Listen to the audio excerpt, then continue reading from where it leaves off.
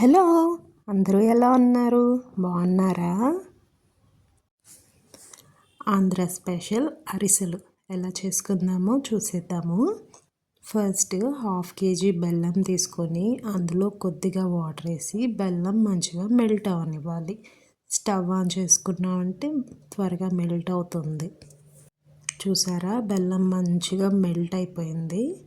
చిన్న చిన్న పీసెస్ ఉన్నాయి కదా, అవి కూడా కరిగిపోయేలాగా మెల్ట్ చేసుకొని తర్వాత వడపోసుకోవాలి. ఇలా ఎందుకు చేయాలంటే బెల్లంలో డస్ట్ ఉంటుంది. ఇలా వడపోసుకున్నప్పుడు డస్ట్ వెళ్ళిపోతుంది. ఇలా ఫిల్టర్ చేసేసుకోవాలి.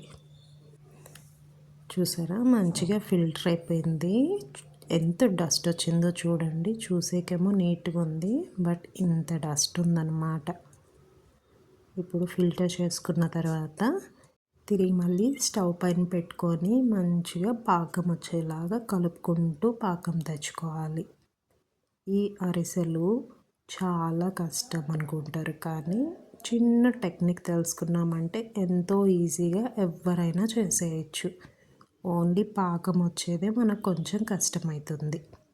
పాకం వచ్చే లోపల ఇటు సైడ్ తడిపిండి ఉంది కదా, బియ్యం పిండి, ప్లెయిన్ బియ్యం తీసుకొని నైట్ అంతా నానబెట్టి ఒక 1/2 అవర్ ఆరిపోసిన తర్వాత మనం పిండి ఆడిచ్చేసుకోవాలి. చూసారా, పాకం రెడీ అయిపోయింది. ఇది మనం చెక్ చేసుకుంటూ ఉండాలి. ఒక అల్యూమినియం ప్లేట్ తీసుకొని అందులో కొద్దిగా వాటర్ వేసుకొని చెక్ చేసుకుంటూ ఉండాలి. స్టీల్ ప్లేట్లో మనకు సరిగ్గా తెలీదు, అల్యూమినియం ప్లేట్లో అయితే మనకు మంచిగా తెలుస్తుంది. చూసారా, ఇలా వేసుకున్నప్పుడు ఇంకా పాకం రాలేదన్నమాట. అదొక చిన్న బాల్ లాగా ఫామ్ అయితే మనకు పాకం వచ్చేసినట్లు. ఆల్మోస్ట్ రెడీ అవ్వడానికి దగ్గరలో ఉంది. అగైన్ మళ్ళీ కొద్దిసేపు మరగనిచ్చి మళ్ళీ ఒకసారి చెక్ చేసుకోవాలి. ఇలా మనకు చేతికి వచ్చేసిందంటే పాకం రెడీ అయిపోయినట్టు. చాలా సాఫ్ట్గా కూడా అయిపోతుంది. చూసారా, ఇలా ఇప్పుడు మనకు పాకం రెడీ అయిపోయింది. ఇప్పుడు ఈ పాకంలో తడిపిండి, వరిపిండి ఆడించుకున్నాం కదా, ఈ వరిపిండిని వేసుకొని మిక్స్ చేసుకోవాలి. ఒకరు వేస్తూ ఉండాలి, ఇంకొకరు కలుపుతూ ఉండాలి, లేదంటే గడ్డలు వచ్చేస్తుంది, ఉండలు కట్టేస్తుంది. సరిపడినంత పిండి వేసుకొని ఇలా బాగా కలుపుకోవాలి. 1/2 కేజీ బెల్లంకి మనకు ఎంత రైస్ పౌడర్ పడుతుందో అంత వేసుకొని కలుపుకోవాలి. కొంచెం పిండి ఎక్కువే ఉంచుకుంటే బెటర్, తక్కువ అయితే కష్టం, కానీ ఎక్కువ ఉంటే పక్కన ఉంచుకోవచ్చు.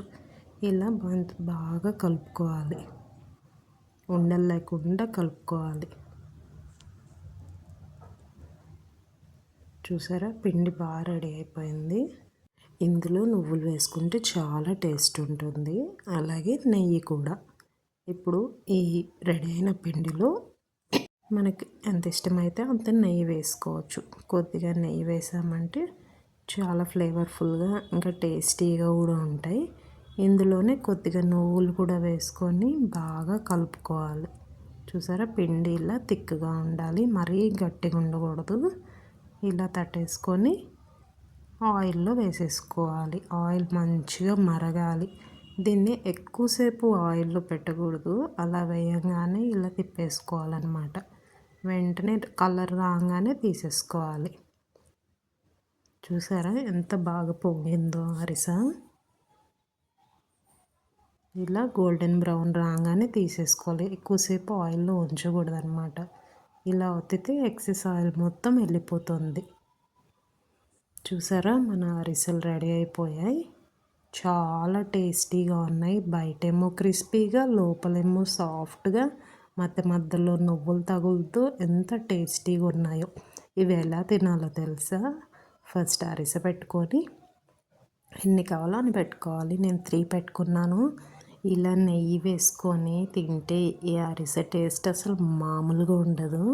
ఇంకా ఇందులో పెసరపప్పు ఉడకబెట్టి మిక్స్ చేసుకొని తింటారు, అది ఇంకా నెక్స్ట్ లెవెల్. చూసారా, అరిసె మొత్తం నెయ్యిని పీల్చేసింది. అసలు ఎంత టేస్టీగా ఉందంటే మాటలు లేవు, అసలు అద్భుతంగా ఉంది. మా పాపకు కూడా అరిసె అంటే చాలా ఇష్టం, తనకు కూడా చాలా నచ్చింది.